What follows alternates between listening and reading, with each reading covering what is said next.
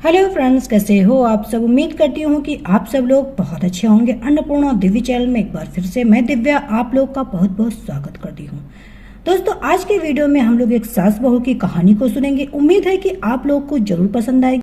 कहानी थोड़ी सी भी अच्छी लगे तो वीडियो को लाइक कीजिएगा। चैनल पे पहली बार विजिट कर रहे हैं तो मेरे अन्नपूर्णा दिव्य चैनल को सब्सक्राइब कीजिएगा और इस कहानी को ज्यादा से ज्यादा अपने फ्रेंड्स एंड फैमिली के साथ शेयर कीजिएगा ताकि ये रोचक कहानी उन तक भी पहुंच जाए शेयर के माध्यम से। तो चलिए फिर शुरू करते हैं। देख बहू, तू तो इतने दिनों में अच्छे से समझ चुकी है कि मैं उन सासों में से नहीं जो बहू की कमियां ढूंढती रहती हूँ और सुना सुना कर उनका जीना हराम कर देती हूँ। वो इसलिए नहीं कि मैं एक महान इंसान हूँ, बल्कि इसलिए कि मैं नहीं चाहती कि मैंने जो झेला वो कोई और झेले, चाहे वो मेरी बेटी हो या बहू और कोई भी हो। पर मैं तुझे एक चीज जरूर सिखाना चाहूंगी। हाँ मम्मी जी, मुझे पता चल चुका कि आप अलग हैं। मुझे भी आप सास कम माँ ज्यादा लगती हैं और आपसे एक क्या कई चीजें सीखनी है मुझे, इसीलिए तो आपको कुछ दिन और रुकने के लिए कह रही हूँ। प्लीज मम्मी जी, मैं भी रुकना चाहती हूँ, पर तुझे तो पता है ना कि तेरे ससुर जी को कुछ नहीं करने को आता। वे हर चीज के लिए मुझ पर निर्भर है। उन्हें कुक के हाथ का खाना भी नहीं भा रहा। नौकरी थोड़ी बहुत बची है, उसके बाद तो हम लोगों को तुम्हारे पास ही, कभी रमन के पास तो कभी राहुल के पास। समझती हूँ मम्मी जी, इसीलिए तो ज्यादा रोक भी नहीं रही। आप किस चीज की सिखाने की बात कर रही थी? हाँ, मैं कह रही थी कि सब काम करना पर पड़ोसन से कटोरी कटोरी का संबंध मत रखना। मतलब ठीक से बताइए ना। मतलब यही कि बहू, आज मैंने कुछ अच्छा बनाया तो पड़ोस की भाभी को दे आऊं, कल वो कुछ अच्छा बनाएंगी तो मुझे देंगी। इस तरह के संबंधों से पूरी तरह परहेज कर। भले बातें कितनी कर लेना, घनिष्ठता भी रखना, क्योंकि सबसे पहले पड़ोसी ही काम आते हैं। जी चाहे तो घर पर सपरवाद आमंत्रित करके खिला देना, पर कटोरी कटोरी के आदान प्रदान से परहेज करना। मुझे लगता है इसके पीछे आपका कोई बुरा अनुभव रहा है। मम्मी जी मुझसे शेयर नहीं करेंगे फिर कभी बहू, पर जान लो ऐसा करोगी तो तुम्हारे संबंध हमेशा पड़ोसी से अच्छे रहेंगे। सासू माँ नवविवाहिता रागिनी को मूल मंत्र देकर चली। रमन उस बिल्डिंग में पहले से रहता था। एक फ्लोर पर 4 फैमिली रहती थी, जिसमें दीपा की एक 6 महीने की बच्ची थी, राधा का बेटा स्कूल जाने लगा था और रानी के दोनों बच्चे तीसरी और 5वीं कक्षा में पढ़ते थे। रागिनी के आते ही तीनों मिलने आई, उसे गिफ्ट भी दिया। तीनों का व्यवहार भी काफी अच्छा था। फिर जाने ऐसी क्यों बात कही गई मम्मी जी। हो सकता है उनके साथ बुरा हुआ, पर दुनिया का हर इंसान एक सा तो नहीं होता। और सासू माँ रहती थी जहाँ लोग संकुचित सोच के होते हैं, और ये तो शहर है, यहाँ हर कोई समझदार और प्रैक्टिकल होता है। बेचारी दीपा खुद अपने मुंह से बोल रही थी। उस दिन भर बच्ची में ऐसी उलझी रही कि कुछ अच्छा बना खा भी नहीं सकती। वही रानी भाभी नॉनवेज बहुत पसंद करती थी, पर बच्चों और पति के नहीं लेने के कारण कभी नहीं बनाकर खा पाती थी। और राधा भाभी के पति बिल्कुल नमक तेल मसालों से परहेज करते थे। बीपी और शुगर की वजह से तो बड़ा संतुलित खाना ही बनता था उनके घर। इधर रागिनी पाक कला में निपुण ही नहीं थी, उसे खाना बनाना अच्छा भी बहुत लगता था। पर रमन के ऑफिस जाने और बाइक काम करके जाने के बाद बैठकर बोर होती। रागिनी हर तरह के खाने बनाती रहती। शुरू में कुछ दिन तक सासू माँ की बात याद रही, पर सहेलियां मिलने के बाद धीरे धीरे भूलने लगी।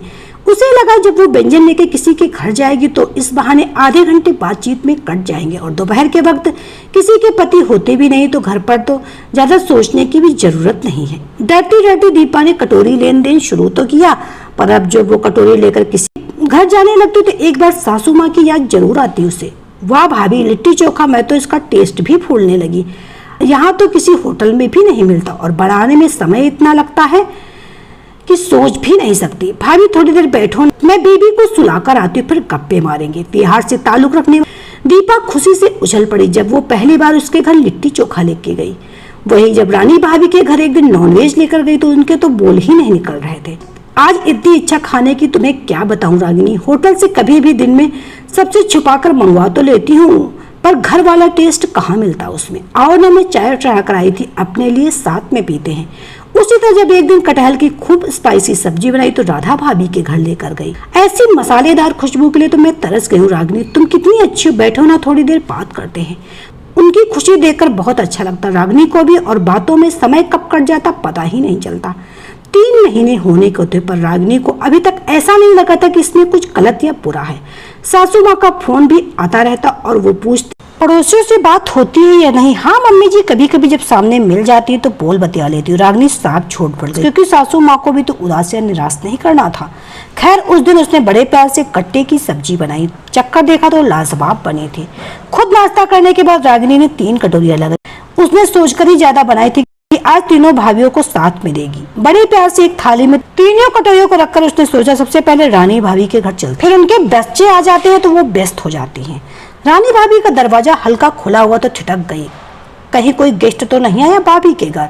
तभी अंदर से राधा भाभी के जोर से हंसने की आवाज आई तो उसे थोड़ी राहत महसूस हुई। अच्छा हुआ वो भी यही, दीपा को भी यही बुलाकर सब गप्पे हाँकेंगे। सोचती हुई अभी वो बिना बेल बजाए अंदर घुसने ही वाली थी कि रानी भाभी की बात सुनकर रुक गई।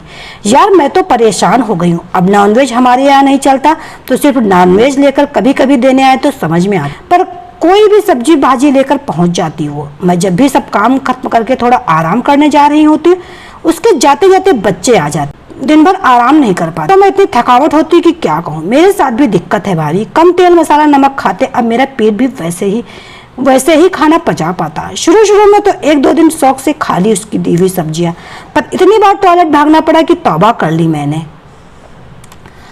तो अब दे भी जाती है तो कहीं मैं मेड को दे देती हूँ या फिर फेंक देती हूँ, कौन रिस्क ले बाबा। और मना करने में बुरा लगता है ना, ये राधा भाभी का स्वर था। 5-6 दिन पहले दीपा आई थी, वो बोल रही थी भाभी कभी कभी 1-8 दिन ठीक है, पर अक्सर वो आकर कटोरी थमा जाती है। अब कटोरी खाली तो वापस करेंगे नहीं। बड़ी कौप्त होती क्योंकि मेरे पास तो बिल्कुल समय नहीं होता। अब रोज रोज कटोरी में मिठाई या रेडीमेड नमकीन तो देकर वापस नहीं कर सकते ना, तो बच्चों को रुलाकर या फिर उसके सोने पर खुद आराम ना कर कुछ ना कुछ बनाना पड़ता है। देखो राधा, अब इसकी तरह हम तीनों खाली नहीं है ना, पर ये शायद इस बात को समझती ही नहीं। और भाई समय होता है ना किसी के घर आने जाने का, अब बेवक्त किसी के घर पहुंचोगी तुम्हें मैनर नहीं, लेकिन अगले को है ना तो वो तुमको बैठने को तो कहेगा ही। रानी भाभी के स्वर में हल्का रोष भी था।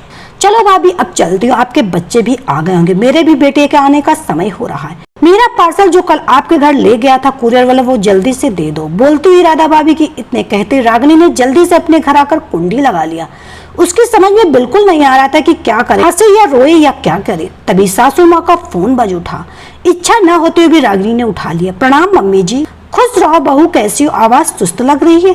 सासू माँ के प्यार से इतना कहते रागिनी के आंसू छलक आए और उसके सब्र का बांध टूट गया और वो जोरों से फपक उठी और फिर सॉरी कहकर मम्मी जी को बता दिया। मम्मी जी, मैंने उन्हें साफ साफ बताया था कटोरी सामान सहित वापस करने की जरूरत, या कुछ अच्छा ना लगे या कोई दिक्कत हो तो वो आराम से मुझे बता दे।